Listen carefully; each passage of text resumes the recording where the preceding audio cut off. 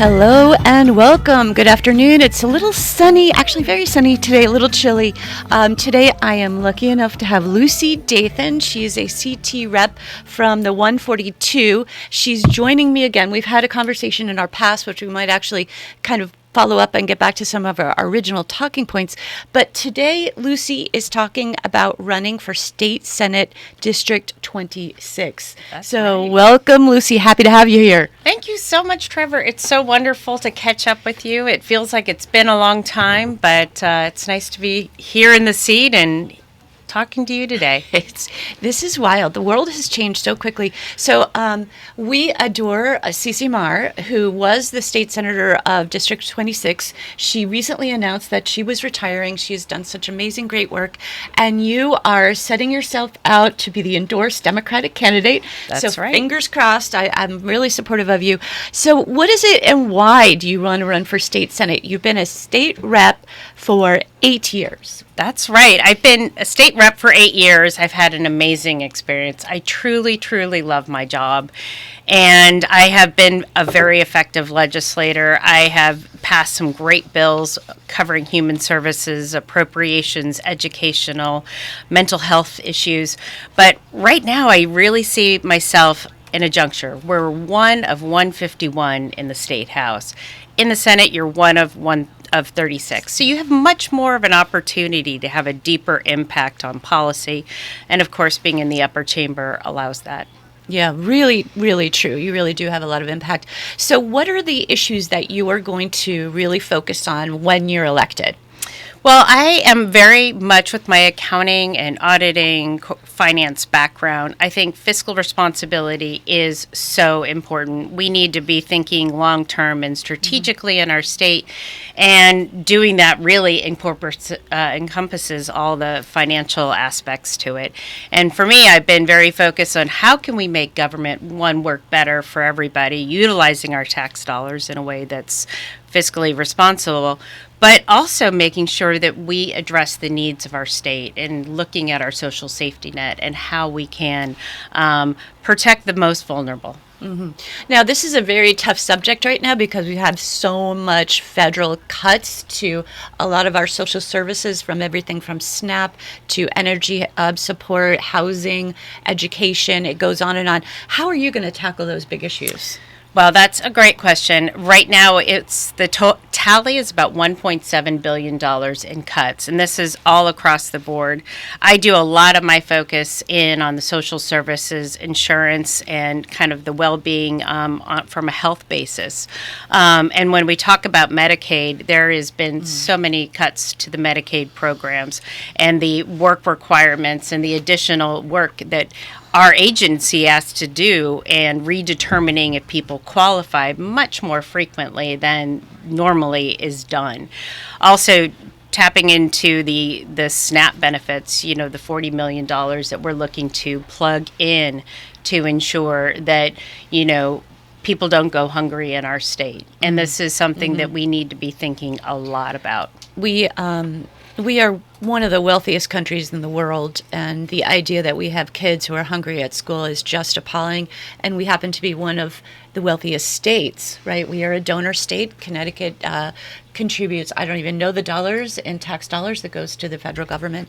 I find it appalling, but I'm really glad you're jumping in, and you're going to have to roll up your sleeves and keep working on this.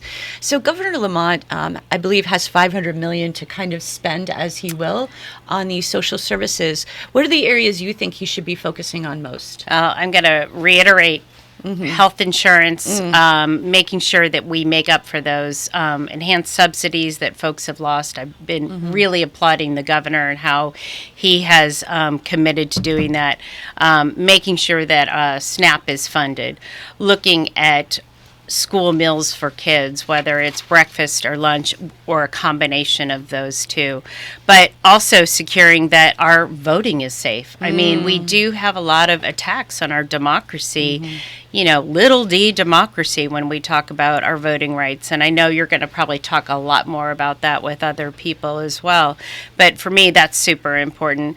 Other areas that we're seeing it is, within the gas. I mean, if anybody's been to the pump in the last 2 weeks, you have seen the prices go shocking. up. shocking. And so Governor Lamont is working through a proposal that would do a tax holiday on our gas, giving some relief to working families and all of us. What would the savings be per gallon, do you think, in a tax saving? I would guesstimate about 25 cents a gallon. I mean, it's something. It's something. We really are getting hit here. And at the same time, the Trump administration is trying to shut down Revolution Wind, a green energy project that's almost at completion.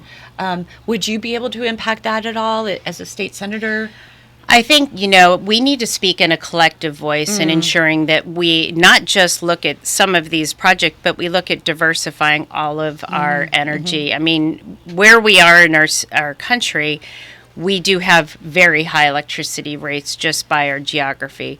But looking at ways that we can expand wind projects, we can expand solar projects, ensuring that our Millstone agreement, and we've re-upped that. I'm a supporter of nuclear energy. I know that's a little bit controversial for some folks.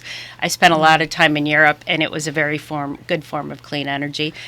Geothermal and other sort of energy, and the idea is we just need to diversify. I agree with you, and that's a lot of work, and we've been well on the way to do that. And the federal government right now is doing its best to kind of step on all of those efforts. But let's just hope they keep going. At least here in Connecticut, where we are affected by these very high electric rates. Any thoughts? I do know that we just passed some legislation just the past day or two regarding ICE and where they can enter in different places. They can't enter churches or daycares. What are your thoughts about that? Well, that's something we need to make sure that our residents are safe. We need to ensure that, if ICE is having activity in our state, that they are not masked, that they actually have the right sort of judicial warrants. And we need to, in collaboration with our federal government, making sure that these are not just here in Connecticut, that these are nationwide. We cannot be funding an organization that is instituting terror among residents. And it's not just, a certain community. So many communities are at risk. And if anything that history has taught us, it starts with aiming at each individual thing, and then it just builds up. So it is so important that we stand up for our whole community, documented or undocumented folks. I couldn't agree with you more, Lucy. And just a judicial warrant. How about that? To barge into somebody's home, whereas in Minnesota they were literally just blowing right through. Which amendment is it? I can't remember, 6 or 8, but you need a warrant. I still have the thought of the little boy, with the backpack, the grandfather getting pulled out of his house wearing Crocs in the middle of the winter and a robe. It just is chilling. No, I'm so glad we live in this state that we're at least getting some level of safety thanks to our state legislators. Your rep now, when you're elected as a state senator, you'll have even more impact on it.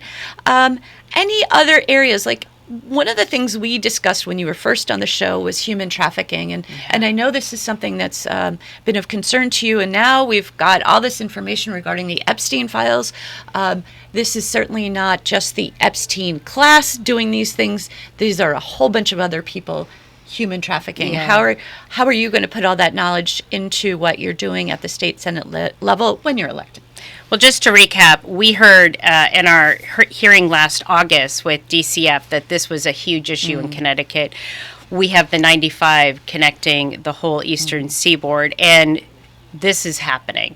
And it's not just in sex trafficking, it's other forms of labor trafficking in terms of nail salons, restaurants. We hear it in the leisure sector as well. And so we need to make sure that we have a strong coordinated effort. And in my committee that I co-chair is government oversight, this is one of our key priorities, is to really be looking at a cross-agency initiative, working with our nonprofits who are boots on the ground. We have so many vulnerable people in their state, whether they're young, not from this country, or other sort of means that are being exploited. I believe that some of the most vulnerable are those children in the foster care system. Absolutely, and that was really what brought this to light. And so ensuring that we get the training into folks so that they recognize it. Currently, DCF offers the training, but it is not mandatory for every single employee. And I will tell you, this training works. I have spoken to people who work in emergency rooms who see this stuff, and because of the training they have, because of the nuances that are coming in on their doorsteps, they're able to recognize that these people are being trafficked. Very, very important. So this training is going on across the state, I'm assuming, now in different... Yeah, it's just not mandated across DCF. And that's really one of the areas. You know, a lot of our hospitals do a very good job of making sure that their ER staff in particular have this sort of training. Other sort of professionals within this sort of industry are being trained, but we need to ensure that it is universal. DCF has developed a fantastic program, and really, but we just need to make sure more people are taking it so more people are aware. So really important. Anybody out there who's listening to this today right now, the show is Trevor and Friends. I am Trevor Crow. I'm sitting with Lucy Dathan. She is a state Senate candidate for District 26. That's right. It encompasses a lot of towns. I'm not going to try to list them all out, but Lucy is currently a state rep for 142. And Another area that I've noticed, and there was a tragic death of a young girl who'd been homeschooled. Are there any changes coming up on homeschooling and expectations between DCF and that child was murdered by her aunt? Or it's a very tragic story, and it's a story that we've heard a number of times in the press in the past year. And currently I don't sit in the education committee, but there is currently a bill, and it is a bit controversial. Not everybody is on board with it. While we all agree that we need to ensure that our children are kept safe, and we need to know where our children are in a safe environment. I think some of the aspects of this bill may be a bit far, and I think could be a real unfunded mandate on our municipalities. Oh my gosh. So while the bill, I think, has great intentions, I think going to where it's trying to go to this year is a bit aggressive. And I think we need to address the root of the problem is, do we know, our children falling through the cracks? And that's really what I think the crux of the problem that we're trying to face in this current year. There's so much to be done. So why did you decide to run for state senate?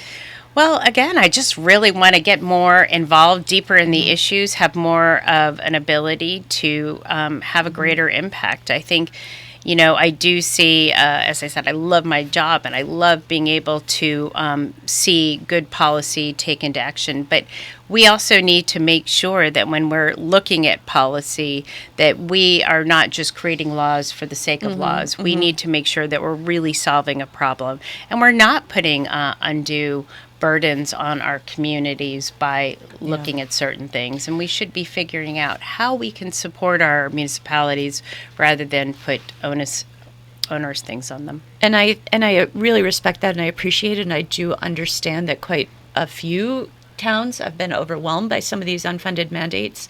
And it is important that our legislator honor and understand that our towns can only do so much. Absolutely. And certainly with after all the snow cost us so much money to clean up out there that I think many budgets are a little stretched right now. Yeah, absolutely. So, We hear it in schools. We hear it in so many areas things are just costing more, and transportation. And then you think of the implications of the war in Iraq and Iran and what we're seeing in that whole Middle East area, where there is not the ability to get oil out. And so everything our towns are experiencing, the cost of this day-to-day stuff, is really going to be impacting our local budgets. I mean, that is something I hadn't really thought through until you started mentioning it, which is, look, the cost of gas is affecting every single one of us individually. And I drove to see my parents in Rhode Island yesterday, and I was like, oh my goodness,